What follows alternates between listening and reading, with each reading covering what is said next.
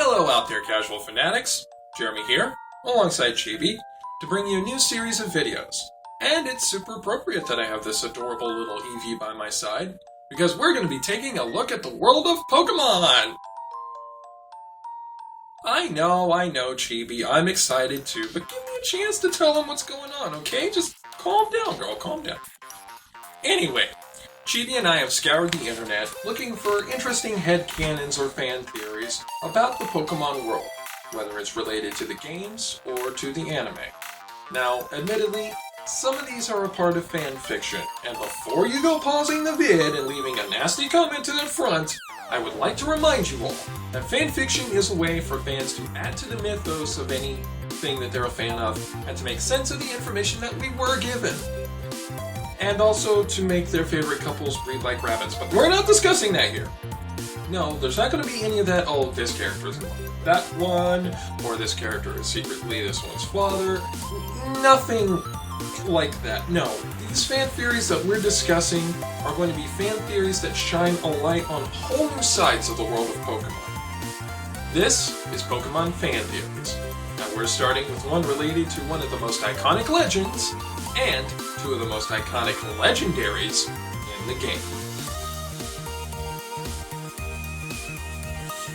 First off, I have to make a little bit of an admission here. This one's got a little bit of vanity behind it. After all, this theory is entirely mine, and you're welcome to accept or deny it as you wish. This is all based on a segment of a story I once wrote. Okay. More like started and never finished then, on the Boulder Garden forums some years ago. But enough of the setup. Let's recount the legend of the Burned Tower as it was told in Pokemon Gold and Silver. Once upon a time, 7 centuries before the games in fact, 2 towers were built in Ecruteak City right next to each other, the Brass and the Tin Towers. Both were built in hopes of fostering further friendship and hope between humans and Pokemon. It is said that each tower eventually became the resting place of 2 legendary Pokemon, Ho-Oh in the Tin Tower, also known as the Bell Tower, and Lugia in the Brass Tower, and for 550 years, peace reigned. But then, 150 years before Gold and Silver, tragedy occurred. A lightning bolt struck the Brass Tower, setting it alight. 3 unknown Pokemon were trapped inside the Brass Tower and perished. Ho-Oh swooped in and used its sacred fire to restore the Pokemon to life, reviving them as the beasts Suicune, Entei, and Raikou. A sudden downpour began, snuffing the fire. It is said that Lugia left Ecruteak City after this, as did Ho-Oh, seemingly to never return, at least until the events of Gold and Silver. It's an intriguing tale to be sure, but there's more to it if you focus on the details. First off, let's consider the fact that it is specifically mentioned that both Lugia and Ho-Oh rested in the towers. It's possible to say that, while Lugia was not specifically mentioned in the actual event of the Brass Tower's destruction, Lugia could have been present. After all, the Brass Tower was his home. Secondly, consider that both Lugia and Ho-Oh are part flying type, making them vulnerable to electric type attacks. Also, if you look at their movesets, both Ho-Oh and Lugia are capable of learning Thunder, albeit by Technical Machine 25, but we'll address that in a bit. When you look at just those 2 details, it seems very, very clear. Lugia, you stand accused of arson and Pokemurder, for it is my belief that Lugia was responsible for the Burned Tower's destruction! Oh yes, Chibi. I went there. Allow me to present a little further evidence. Lugia is considered the master of the legendary birds of Kanto, who are often claimed to be able to control the weather. As for Lugia itself, it is possibly a reference to Ryujin, the Shinto god of the sea, and its ability to learn both rain dance and thunder confirm that Lugia is a legendary of storms, the Poseidon of the Pokemon world. Also, Several of Lugia's Pokédex entries state that it is capable of creating storms of biblical proportions. Literally. So, given all the evidence we've compiled, this is how I believe the events of that fateful day in history occurred. One day, 150 years before Gold and Silver, Lugia and Ho-Oh had an argument with each other. And when you have two Pokemon that have an argument with each other, that means only one thing: a Pokemon battle. So the two legends took to the skies and faced off against each other. During the battle, in its frustration, Lugia released a massive thunder attack at Ho-Oh. But Thunder, being only 70% accurate, missed the Rainbow Bird and struck the Brass Tower, sparking the blaze. Ho-Oh abandoned the battle to save the Pokemon inside, and in that moment, Lugia realized what it had done. It summoned a rain dance like none other. The downpour that was created extinguished the blaze, and then Lugia left for the Whirl Islands, ashamed of what it had done. I know, Chibi, I was getting to that. Now I know what you're thinking, but Jeremy, Lugia doesn't know thunder naturally. I know that. But remember what I said earlier about it being able to learn it by TM? Well, consider the following. It is mentioned that many people had gone up to commune with the legendary Pokemon that resided at the top of the Tien and Brass Towers, such as the ancestors of Ecrutique's gym leader, Morty.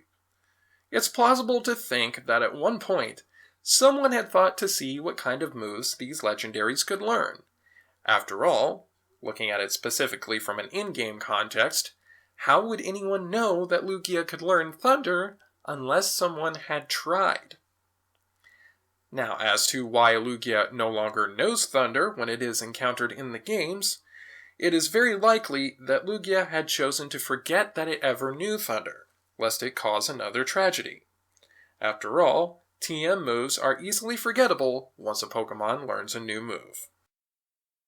Despite the fact that it is never explicitly mentioned that he was present at the tale of the towers burning, I believe that not only was Lugia present, it was inadvertently responsible for turning the Brass Tower into the Burn Tower. My favorite legendary committed involuntary Poké-slaughter, and it put itself in a self-imposed exile in remorse for the act. But hey, that's just my theory.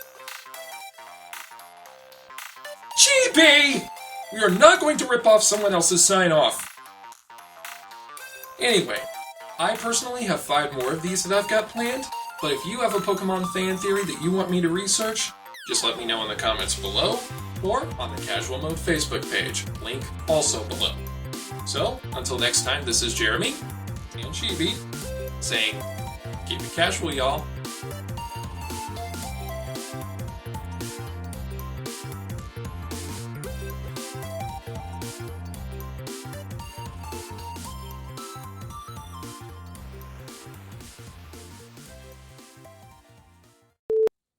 Hello, casual fanatics. Jeremy here, alongside Chibi, to help bring you a...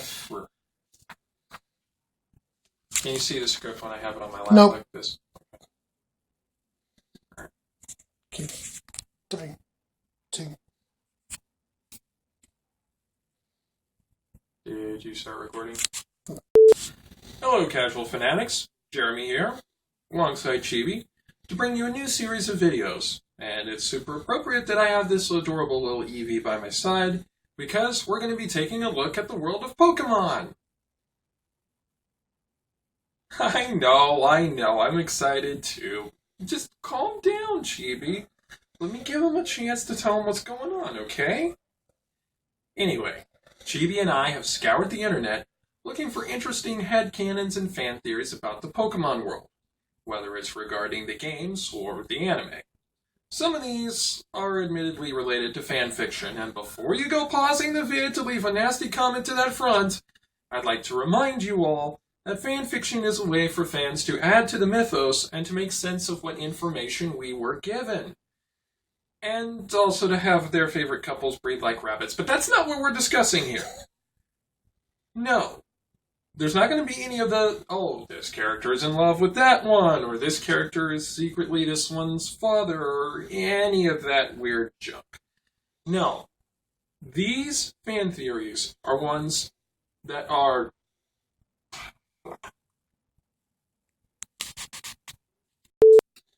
Hello out there, casual fanatics. Jeremy here, alongside Chibi, to bring you a brand new series of videos.